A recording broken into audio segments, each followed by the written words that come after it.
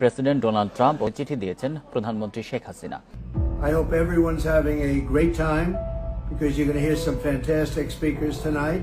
বিস্ফোরক এক ঘোষণা। যুক্তরাষ্ট্রের নবনির্বাচিত প্রেসিডেন্ট ডোনাল্ড ট্রাম্প ক্ষমতায় বসেই বাংলাদেশের সাবেক প্রধানমন্ত্রী শেখ হাসিনাকে নিয়ে এমন এক মন্তব্য করেছেন যা শুনলে আপনার চোখ কপালে উঠতে বাধ্য হবে।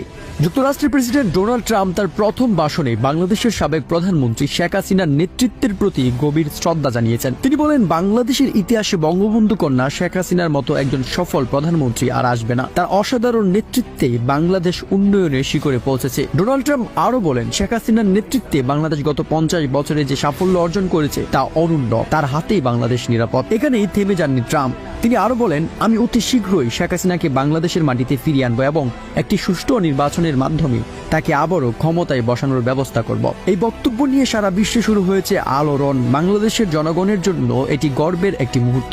যুক্তরাষ্ট্রের মতো পরাশক্তি দেশ থেকে শেখ হাসিনার নেতৃত্বের প্রতি এমন স্বীকৃতি সত্যিই প্রশংসনীয়। একই সাথে আওয়ামী লীগের সমর্থকরা ডোনাল্ড ট্রাম্পকে অভিনন্দন জানাচ্ছেন।